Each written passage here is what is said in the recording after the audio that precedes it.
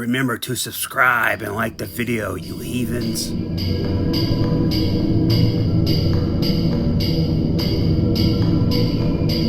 Alright, so I know it's been about, what, 5 days or so, 4 days. So I'm happy to be back for now.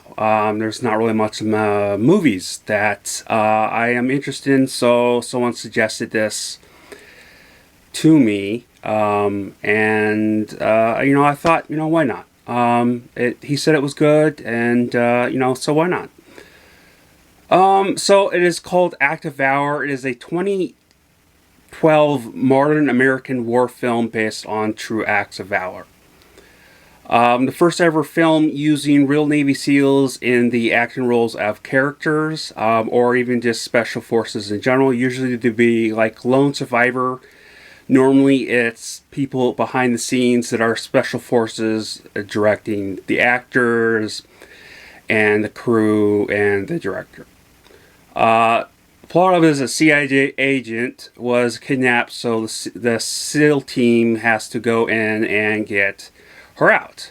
Now, obviously, that's how the first part is, and then they go into the other. So it's something you have to see. Let it to your imagination. So the quality wasn't that bad of a 2012 film. I've seen worse, but it wasn't too bad. It wasn't like something very crisp and clean you would see around 2018, I guess you'd say. Or no, I would say about 2016, 2015. Definitely quality between that time has changed within that range. And then since then, obviously way, way better. But, it wasn't bad. It wasn't bad. Now, I will say the narrating that was done by the Navy SEAL was a little bit annoying at first, but I did get used to it. And so did I got used to the whole intel on the screen. I think they did that in the Red October. I think they did something like that back in the day. So I honestly was trying to think of if this was the first film they ever did that. I could be wrong. I think there's some that did a little bit, but this was... It was very nice to see, learn about the SEALs in this, the characters in here, and their background and their stars and stuff. And for the most part, now, I wanted to join the Army at one point. Obviously, 300-pound autistic kid wouldn't be able to join the Army, but which kind of sucks. But at the same time, I'm kind of glad I did, because it's a shit fest in the war. You don't really have to be in war to know that, but you know the full extent when you go to war. So I've been obsessed with the military history all over the world since, for the most part, mostly American, but since I was at least 10, I think I was.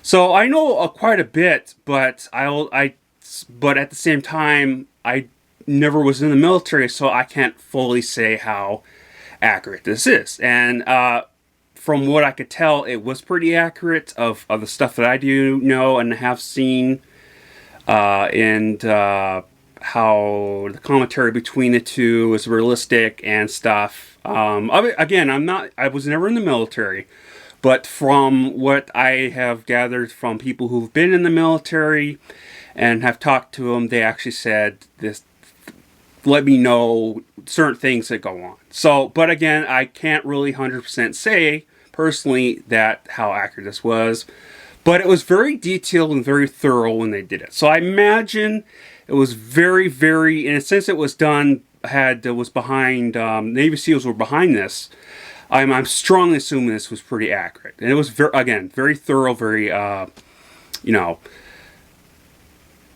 Now, for Navy SEALs as being the characters, I didn't know... I wasn't expecting much good acting from them. Some of them from the commander, it's not the rank I'm saying commander, but the head of it was a little, sometimes here and there, a little bit bland of his emotions and acting. But for the most part, everyone, including him, did not a bad job. Not a bad job at all for people who are not actors. I know I imagine you got to act a little bit in special forces. But I just don't think much. And, they didn't do a bad job, honestly. Because again, this was a 2012 film. The special effects weren't too bad. I've seen way worse 2012 films with special effects that are way more obvious. These weren't too bad when there was. For the most part, it seemed like they were mostly physical effects done with like real effects, real explosions, put it there and there and stuff. So, for the most part, it wasn't bad. When there was effect, it wasn't that much. Far as I could tell. So, I will say I was a little bored here and there with this. It's not necessarily my cup of tea. I think I liked Lone Survivor more than this. And that's like the only, it's not even because I was commenting to the guy in the comments. But it was just like, that's the only Lone Survivor. And this is, I believe, the only modern day military films I've seen since last year. I could be wrong. I know I've seen some sci-fi ones, but it was a little bit boring, but it wasn't that bad. I was very entertained, and I thought it was a very interesting movie.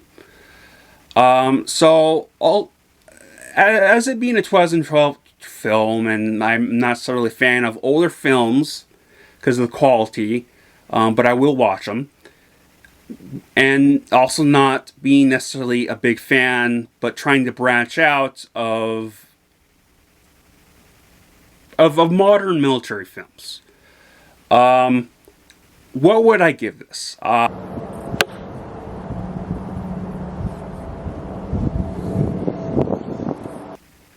Yeah, so I'm having a little bit of an up and down day. So if my review, my energy seems a little bit down or kind of off, it's just because it's the weather and the weather change. So I do apologize. And I have been watching films, catching up on some TV shows. I'm going to be doing another TV show unless something else comes out that is actually really up my alley of wanting to watch it. I know that Snyder Cut's coming this month. Godzilla vs. King Kong, which I'm not necessarily a fan of after the last Godzilla, but I am a King Kong fan of Skull Island, so I will be watching either way because it's technically something I want to do, but I'm not necessarily excited for it, like a lot of people. But yeah, that is all I got to say of an update, and that is my review. I love you all. Please stay safe, and wear those masks and wash your hands.